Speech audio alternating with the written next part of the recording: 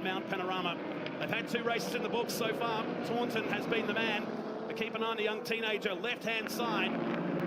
As the safety car pulls in, they wait for the green flag, and we get underway in the final race of the Duggan Family Hotels Bathurst Combined Sedans here today. It's going to be peak hour, Bathurst style, into turn 1. Peak hour at turn 1. The Skyline does get up the inside of Mason Kelly in the number 7 MARC car. And look at that horsepower. What did you say, 1,150 horsepower? Matt Nolte, there it is. It goes. I mean, those MARC Mustangs have got probably 600. Look at the gap at turn 2 from that Nissan Skyline of Sheriff. Probably needs to roll out of it. Oh, he can go hard on the first lap because he won't do a 209, but that breakout rule just limiting so people don't go too far out of their comfort zone for this category. It was a bit of cat and mouse out there this morning because Taunton was teasing him, trying to get the lap time up while he set the chase, and in the end he just went a little bit quicker on the final lap. He got dropped a position in the process, but it was fascinating to watch from 38. Yep, they continue on, they'll still do that. In fact, there's a shot I saw years ago, we're watching the cars come through the dipper, and the rest of the field was still coming over Solomon Park in the background of the shop. We'll see that here today. Yeah, massive field, 50 cars. Whenever state-based competitors get the opportunity to race at Bathurst, they grab it with both hands. Very rare the opportunity to get laps at Mount Panorama. There's one wide. Just gets away with it before the drop down into Reed Park. And that stacks the field up for a moment. We had a spin up there. One of the BMWs lost it up there yesterday, managed to keep it off the wall, which is something, you know, you can't do too often. This is what happened during the first 2 races of the weekend. Taunton was great, but you watch the Skyline just stretch these legs and disappear down Conrod Straight. Yeah, the Skyline's good in the straight bits, but the MARC Mustang's got it covered across the top of the mountain. Look at this car go. It's got some serious straight line handling. I might throw the radar gun on that one and see what it's capable of. Into the chase he comes. But Taunton will reel him back in. It was like this through the first 2 races. Of course, Sheriff's been racing for over 20 years now, and 10 of that's been in this car alone. And shock horror, he holds some lap records at a lot of tracks around the country. Oh, well, if he's from Tasmania, did you say? Yeah, well, it's a Simmons Plains car for sure. Definitely, they build them for straight line performance at Simmons Plains. So Taunton back to 2nd, Robinson 3rd, Lacey, who's had dramas this weekend in the number 1 car, 4-time state champion. One of the cars slowing, that could be George Meadey. Yeah. We've got a few of the production cars in the field here this weekend that are using this as a live test session for the 6 hour coming up. So we're going to get back to the pits there. We'll have to find out. It's a long way up that hill. It is, and that car was scheduled to race in the Bathurst 6 hour last Easter and didn't make it. They had some teething issues with a brand new car, so trying to work those bugs out prior to coming back Easter time for the 6 hour event for the production cars. We're watching the field climb through Griffins, and they're still coming past. Still coming through the last corner. On pit straight. Mason Kelly in the background of that shot. We saw him last year race in the Sports Sedan Series as he works his way up through the ranks and drove really, really well in the first 2 races of the weekend. It's like Lacey's starting to give Robinson the big hurry up here across the shelf. A couple of national sports sedan competitors getting the opportunity to run their cars across the top of the mountain. Oh, around the outside for the drop down to Reed Park, if you don't mind. Don't see that too often. I think Robinson's got a bit of an issue with that Monaro body sports sedan. Mason Kelly sneaks up the inside in the McPhillamy Park. So just sorting themselves out as the run from Skyline through the S's down to the Dipper. There's one parked. It looks like the run up Mountain Straight to driver's left. Just managed to get it just out of the way into one of the breaks in the concrete barrier there. Just trying to figure out who that is. Looks like it just stopped. Mechanical issue potentially. Back to our leaders playing their game of cat and mouse, snakes and ladders, if you don't mind. I think that last sector, it was only a 1/10 of a second. By the time it gets to the finish line, it'll be another 2 seconds. We go back to Lacey and Kelly. Robinson has dropped back to 5th position now with Newman. Cameron up to 7th with Groves. Vanderkamp is in 9th, and Wilson completes your top 10 as we work lap 2 of the final race of the weekend. We've got some Formula Ford action still as well here today. I know a category close to Garth Tander's heart as well. They've been turned on some great racing. It was a historic class, which we'll talk about when they follow this race later today at the Liquid Moly Bathurst 12 hour. That's our leaders there. They crossed the line. Sheriff managed that lap nicely at 2:10.3 versus Taunton's 2:09.7. So they're continuing their game of poker at the front. Just sit here and watch the field make their way down pit straight, just to give you an idea of the field spread after 3 laps. 11 seconds further back to Shields now, as we stay with him. Shields has been in the wars. He didn't start earlier today, but came through from the rear of the field for this one. So that's not a bad start considering. So they've made it to 9th. He's up 41 spots. Handy. That's not bad. Where's the passing points rule? Yeah, that's right. He should get double points for passing 41 cars in 3 laps, if you don't mind. So Brad Shields done a nice job. Races in a lot of national-based categories, Carrera Cup, TCR and the like. So some of the sports sedans and faster cars making their way through some of the production-based cars. And what we'll see very soon, there will be some lap cars that start playing a big part in this. We had a safety car earlier today which changed all of that. But so far so good here. Sheriff's lead is 0.8 of a second back to Taunton and nearly 10 seconds back to Lacey. So they continue to make their way through turn 1. Our leaders currently between the 1st and 2nd sectors. Let's check out some replays from the start. Rolling start for the combined sedans. It was Taunton that got the good launch down into turn 1. Sheriff a little bit squirrely on the brakes into 1 and then just opened the taps on the Skyline, and thanks for coming. Just unleashed this thing. Just disappeared, didn't he? This was happening down at the Chase, while and not the first car to go off down there this weekend. We've had some lucky escapes, particularly in this category. And this is that move. I saw this in qualifying yesterday around the outside, but looked like Robinson just let him go. Then he would lose 2 positions by the time they got to McPhillamy Park there.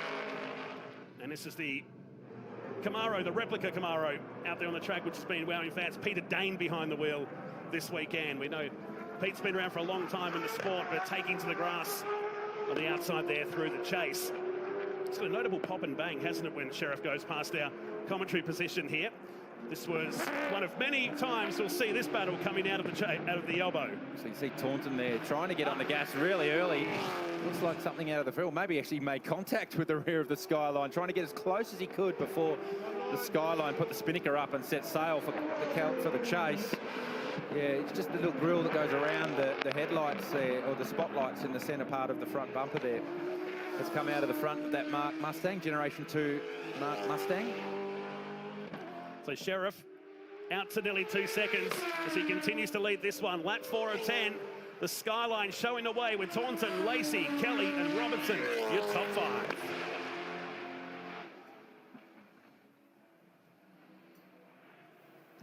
Our leaders make their way towards Skyline. Their Sheriff comes in dancing that Skyline beautifully, but we've seen this every lap so far. Jeff Taunton closing the gap over the top of the mountain. The Skyline certainly set up for the straight line, whereas Taunton's Mustang more of a handler across the top of the mountain. Some lap traffic there. And we saw this the previous lap. Taunton right on the rear of the Skyline. But look at that Skyline as he plucks gears, shooting flames out the exhaust. It literally is fire breathing, this thing. And look at that gap open. How demoralising if you're Jeff Taunton. You've just driven the best middle sector of the race, and that thing just takes off. Taunton needs to find a virtual lasso to get onto the back coming out of the elbow. Look, you're talking 300 or 400 horsepower difference between the two of them. It doesn't matter how hard you stomp your foot on the throttle, you're not going to make up 300, 400 horsepower difference. It'd be a fun car to drive, but you'd be nervous.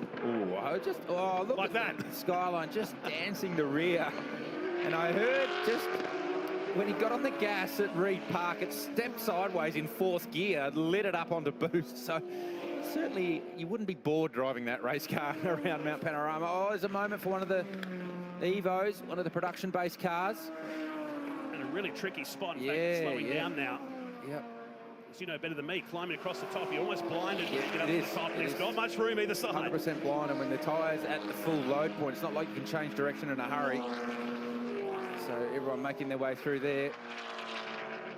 Look up to speed now is the 92. So you've got races within a race here as well, with production touring cars in there as well. A couple of old supercars that have made their way into the category. And great to see it nice and healthy here. A combination of New South Wales cars and of course that amazing Skyline from Tasmania. The bad news for the rest of the field is that Brad Sheriff's bringing that car to the mainland to run this year in the Sports Sedan Series. So they better bring their A game, is all I can say. Yeah. Oh, no, that's too soon. That's just, talking about bring your A game. Sheriff The has curse. had a drama, and that's at the exit of the tree before the drop down to Reed Park, and it's heavy contact with the wall. We've gone safety car because that car's in a very dangerous position. It is blind on the approach to there, and the cars are limited for grip right at the exit. So you can see in the background the marshals motioning to the drivers stay to drivers right so that they don't get caught up. So let's see if we can catch it on the replay. What happens here? He's just very wide. Yeah, he's turned in very wide, got into the grey, and yeah, comes into screen at all the wrong angles and big contact with the concrete wall.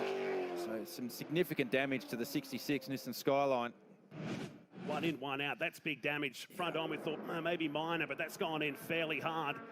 And maybe the plans for Mainland might be put on ice for a bit here. That is a big shunt, and you know you need to be a foot off the line up there. And there's concrete left and right, which will catch you. They've been teasing cars all weekend, and ultimately the race leader has found the wall here as the safety car waits to leave pit lane.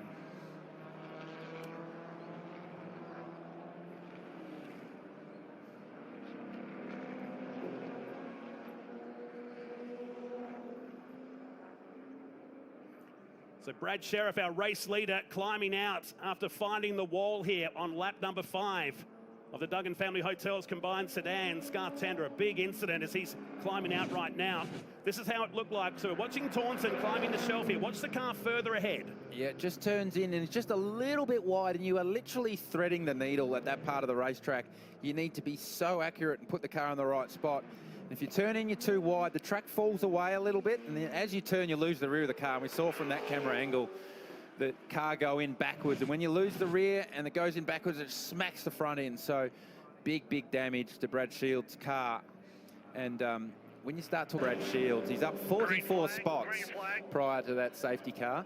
And that safety car nicely closed all the gaps up. So that's brought him right into the game. So keep an eye on the number 2 red Fiat, just behind the black and yellow Ford Falcon, about 8 or 9 cars deep in this restart bunch. So Taunton comes to the line and takes off. The lap cars do the right thing and they pull out of the way. Nice job.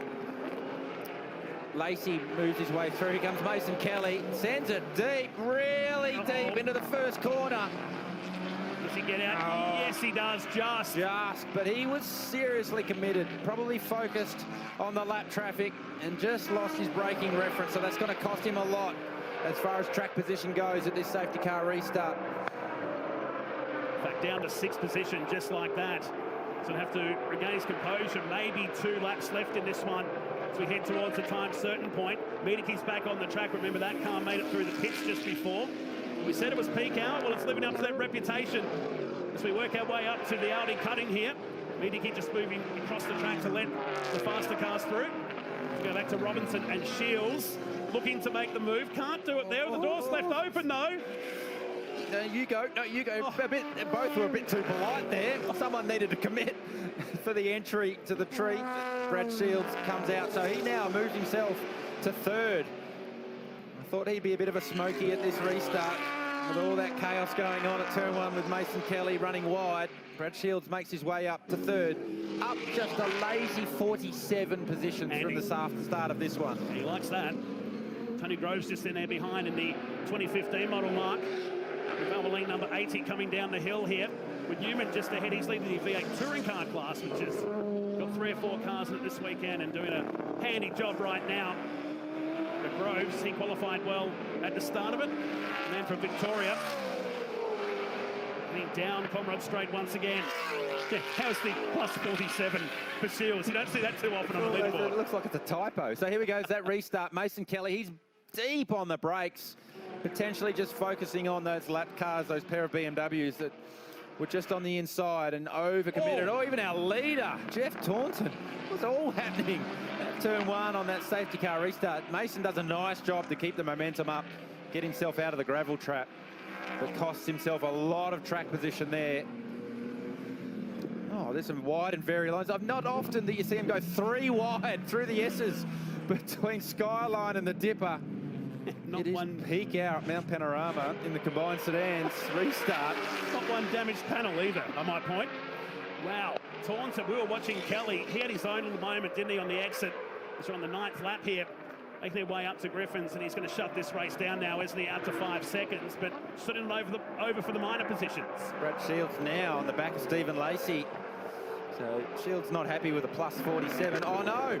Oh no! The fire's gone out on the number 2 and pulls up to the inside of the circuit. Brad Shields, after that mega recovery drive, was looking to elevate himself to second place. Oh no! Now he's done the full reset and it's gone again. What has happened to the number 2 Fiat? So he's trying to work out what the issue is. At the same time, look up in the mirror to see where the faster cars are. So we're 1-1 now when it comes to cursing, are we? That's right. Jeez. So just to go from lining up a chance to turn third into second, finds himself now dropping down the order. It was 47, then it was 42, now it's 41. It's going to wear out our timing screen to Brad Shields. Taunton on his way down into the elbow here and just continues to branch out. He's got the fastest lap of the race. And out to 6.7 seconds. It looks like it's time to park up under the shade there for Brad Shields. So whatever that gremlin is, it's decided it's had enough. And that 47 position change now puts him back to where he was. Yeah, that charge over and out. It was good while it lasted for Brad Shields. But Jeff Taunton has done a nice job. Was battling early with our leader, Brad Sheriff, in the 1150 horsepower fire-breathing Nissan Skyline. But ultimately, Taunton has not put a foot wrong. Other than that safety car restart, got a little bit taily as he left turn 1, but is showing the field now a clean pair of heels. 7.5 seconds back to Stephen Lacey, second place, and a further 4.5 seconds back to Robinson in third. That makes Liam Hooper the big mover and shaker. He had an alternator belt fail earlier today. He's up 36 positions. Look at our guys in 8th, 9th and 10th. They're up 36, 38 and 35 spots respectively. Now, while we laugh about how many positions that is really stressful stuff to pick your way through that amount of cars with the speed disparity. Yeah, and that's right. And don't forget, this is not professional racing. This is not professional race cars and with professional race car drivers. It's very much hobbyist motorsport with hobbyist budgets. So you need to be smart how you make your way through the field. You don't want to damage your car or your fellow competitors. So to come up that far in what will ultimately be 6 racing laps with those safety car laps we had in the mid part of this race, they'll love that. They'll really enjoy it. It's a nice way to finish out their time on the mountain here this weekend. You see Taunton's just backing right off now. An early lift there before the S's. Always get nervous when there's a replay in the chase. Oh, in the background. Oh! In the background, and the rear's gone in on the Commodore. Oh, does he just backs out in time? That was so close for the 125, and I think he just let that car freestyle its back. Had he not, he would have got hit by that other car. Would have got T-boned for sure, and then gets himself out of harm's way. Definitely not want to be parallel parked at the apex of the chase, so exit stage left very, very quickly. He's our race leader, though. He's on his last lap, and as you said, Matt Nolte, just rolling this car home. Gap, even though he rolled out of it, the gap's out to 10.5 seconds, so just bring it home, put it back in the truck. Nice, safe and sound after a nice weekend of racing at the mountain. 10 seconds is going to be the victory here as he comes down to Murray's for the final time. And Taunton, who had Sheriff with him for the majority of the race until he hit the wall, picks up the win in the final race of the combined sedans here today at the Liqui Moly Bathurst 12-hour. Lacey will get home for second, and a battle still for the minus. Mason Kelly's going to make the move, as Lacey does get second by just a car length at the end. Back to Robinson, Newman, and should be Kelly ahead of Groves, and it is. So he got him at the final turn. Mason Kelly, that recovery drive after the moment at the safety car restart, went all the way to the final corner, so nice job for him. Finds himself back inside the top 5. And that's how it looked after the safety car polluted race, giving the win to Jeff Taunton in the MARC Cars Australia entry. 11 seconds clear of Steve Lacey, Michael Robinson, Rick Newman, Mason Kelly inside the top 5. Frank Mamarella down there in 16th spot. Matty Logan home for 20th here today. And some hard luck stories that dropped down after making well into the 40s when it came to passing cars. Brad Shields was up as high as third there until the car came to a stop there at the top of Salmon Park. Congratulations to Jeff Taunton, the winner of the combined sedans here this weekend. Well, we know Chad Naylon loves adventure and apparently has a few surprises in store. Let's take a look at what he got up to earlier this week at Mount Panorama.